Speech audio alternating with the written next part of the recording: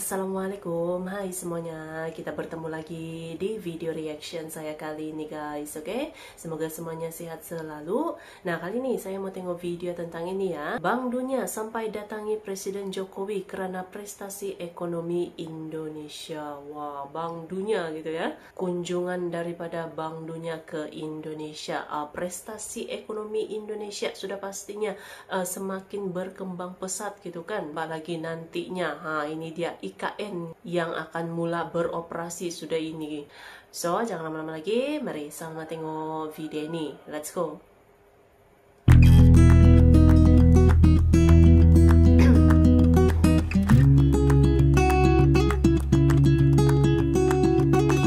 World Bank sampai datangi Presiden Jokowi karena prestasi ekonomi Indonesia yang mengagumkan.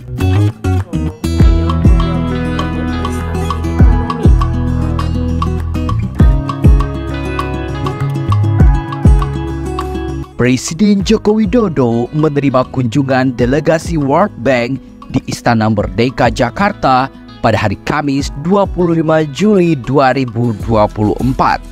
Pertemuan tersebut membahas berbagai isu terkait perekonomian Indonesia dan berbagai program yang telah dijalankan oleh pemerintah. Menteri Koordinator Bidang Perekonomian Erlangga Hartanto menyampaikan bahwa World Bank mengapresiasi pertumbuhan ekonomi Indonesia yang stabil di atas 5% dengan tingkat inflasi sebesar 2,58% saja, sangat rendah. Selain itu, World Bank juga mengapresiasi sejumlah program yang telah dilakukan pemerintah Indonesia. Antara lain, pengurangan kemiskinan dan juga program-program yang terkait dengan infrastruktur untuk pertanian termasuk dengan irigasi. Yang tadi delegasi World Bank dari Lombok dan melihat bagaimana pendapatan petani meningkat drastis dan juga irigasi berjalan dengan baik, kemudian juga hasil daripada pertanian mendongkrak nilai tukar petani. Begitu ujar Erlangga dalam keterangannya kepada awak media usai pertemuan. Selain itu, World Bank juga mengapresiasi program penurunan stunting yang dilakukan oleh pemerintah Indonesia melalui program Early Childhood. Presiden menyebut bahwa terjadi penurunan angka stunting di Indonesia dari 37% menjadi 21% saja. Penurunan tingkat kemiskinan ekstrim dari 6,2% menjadi 0,8%. Nah, terkait dengan program tersebut, Bapak Presiden juga bercerita mengenai program dana desa, di mana dana desa sebesar 71 triliun rupiah digunakan untuk berbagai kegiatan di pedesaan, termasuk untuk mengurangi daripada stunting. Begitu lanjut Erlangga. Dalam pertemuan tersebut, Presiden Jokowi juga menekankan betapa pentingnya resiliensi pangan dan energi hijau untuk masa depan Indonesia. Menurut Presiden, Indonesia memiliki program terkait dengan energi bersih antara lain hidro, solar, geotermal. Dan juga dari World Bank mengatakan pentingnya untuk mengembangkan transmisi infrastruktur, transmisi listrik.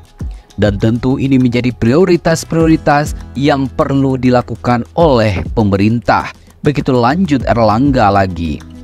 Presiden juga mengingatkan bahwa transisi energi perlu mempertimbangkan harga yang terjangkau bagi masyarakat. Oleh karena itu, multiple source of energy dengan transmisi yang terkonektiviti antara pulau diharapkan dapat membuat harga yang semakin terjangkau bagi masyarakat. Tentunya berbagai subsidi yang dilakukan oleh pemerintah juga tentunya ke depan subsidi ini akan ditujukan kepada mereka yang berhak. Begitu tutur Erlangga. Tidak hanya itu, Presiden Jokowi turut menyoroti pentingnya pengembangan sumber daya manusia serta dukungan untuk usaha kecil dan juga menengah. Delegasi World Bank juga mencatat berbagai program untuk mendukung infrastruktur listrik dan praktik terbaik yang telah dilakukan oleh negara lain seperti India. Ada beberapa best practice yang dilakukan di India, di mana India juga mencari fund sejenis PLN, namun fund tersebut di backup atau didukung oleh World Bank. Begitu lanjut Erlangga. Terakhir, Erlangga mengatakan bahwa Presiden Jokowi mendorong kebijakan penanganan berkelanjutan termasuk pengembangan nursery untuk tanaman dalam skala besar di tanah air. Di antaranya adalah di Ibu Kota Nusantara dan juga Pulau Dewata, Bali. Oleh karena itu, dari World Bank merasa bahwa program yang dilakukan oleh Indonesia adalah program yang sifatnya masif, berskala besar, dan juga dengan masif dan skala besar itu diharapkan bisa menjadi percontohan untuk negara-negara lain di luar Indonesia. Begitu pungkas Erlangga Hartarto. Turut mendampingi Presiden dalam pertemuan tersebut adalah Menteri Koordinator Bidang Kemaritiman dan Investasi Mr. Luhut Binsar Panjaitan, serta Menteri Koordinator Bidang Perekonomian Mr. Erlangga Hartarto. Sementara itu, delegasi World Bank yang hadir adalah Miss Anna Bejerde selaku Managing Director of Operation World Bank, Miss Manuela Vivero selaku Regional Vice President, dan Miss Caroline Turk selaku Country Director Indonesia dan Timur Leste, serta Miss Senabo Soko selaku Director of Operation World Bank International.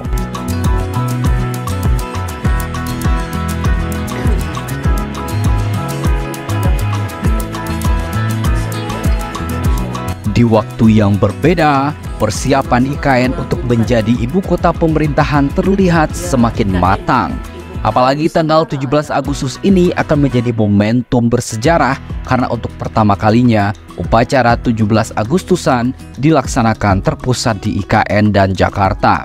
Di samping itu, sebanyak 7 tower kantor Kementerian Koordinator atau Kemenko di Ibu Kota Nusantara sudah siap fungsional untuk menampung aparatur sipil negara atau ASN dan petugas upacara yang akan hadir dalam upacara ulang tahun ke-79 Republik Indonesia pada 17 Agustus 2024 ini. Hal itu disampaikan oleh Menteri Pekerjaan Umum dan Perumahan Rakyat sekaligus pelaksana tugas Kepala Otorita Ibu Kota Nusantara Basuki Hadi Mulyono dalam konferensi pers Bulan Kemerdekaan yang diadakan di Gedung Utama Kementerian Sekretariat Negara atau Kemensetnek pada Kamis 1 Agustus 2024. Untuk 17 Agustus nanti, kantor Kemenko 1 akan difungsikan 1 tower, Kemenko 2 1 tower, Kemenko 3 2 tower, dan Kemenko 4 3 tower. Dengan total 7 tower akan berfungsi di sekitar lapangan upacara di Sumbu Kebangsaan, begitu ujar Basuki. Basuki menjelaskan bahwa kantor-kantor tersebut telah dilengkapi dengan sarana-prasarana seperti air, listrik, dan juga toilet untuk menampung ASN yang akan mengikuti upacara di IKN. Total ada 16 tower yang akan dibangun, masing-masing kantor Kemenko memiliki 4 tower dan seluruhnya diharapkan rampung di akhir 2024 ini. Insya Allah semua sudah disiapkan dengan listrik, air, dan tambahan toilet sesuai dengan kebutuhan peserta upacara yang dirancang oleh Kemensetnek. Jadi semua kita fungsikan sebagai tempat ASN, begitu tegas Basuki. Selain itu, PLT Kepala OIKN juga mengungkapkan bahwa terdapat 14 tower hunian ASN yang ditargetkan siap fungsional pada 17 Agustus ini. Setiap tower memiliki 60 hunian, masing-masing hunian berisi 3 kamar seluas 98 meter persegi. Wow, masing-masingnya loh, lengkap dengan mebler, listrik, dan air. Keren ASN. Hunian ASN akan selesai 100% minimal 8 tower. Kami menargetkan 14 tower secara total, tapi yang kami laporkan pada hari ini adalah 8 tower. Nanti pada 17 Agustus semuanya sudah siap sebanyak 14 tower, begitu ungkap Basuki. Untuk rumah tapak jabatan menteri atau RPTJM, Basuki menambahkan bahwa sebanyak 14 unit dari target 34 unit akan fungsional. Setiap unit sudah dilengkapi dengan mebler serta sarana-prasarana yang diatur oleh Kemensetnek. Dalam kesempatan yang sama, Menteri Sekretariat Negara Pratikno menegaskan bahwa penyelenggaraan upacara HUT ke-79 RI di IKN tidak dapat dihadiri oleh banyak peserta karena keterbatasan infrastruktur yang masih dalam pembangunan. Kami tegaskan bahwa kita tidak bisa membuka peserta upacara 17 Agustus dengan jumlah orang yang terlalu banyak dari luar, sebab infrastruktur perhotelan sangat terbatas dan jalur transportasi yang juga tidak bisa menampung volume kendaraan yang terlalu banyak, serta akses transportasi di internal IKN juga, begitu ujar Pratikno. Konferensi pers tersebut juga dihadiri oleh Kepala Sekretariat Presiden sekaligus pejabat Gubernur DKI Jakarta Heru Budi Hartono dan Wakil Menteri Agraria dan Tata Ruang serta Badan Pertahanan Nasional ATR BPN yang juga PLT Wakil Kepala OIKN Raja Juli Antoni.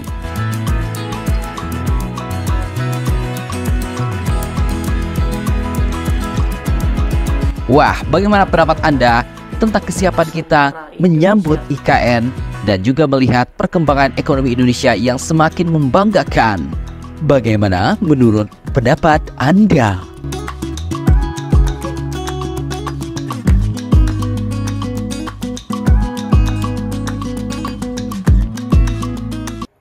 Oke guys, jadilah dia video pembahasannya ini.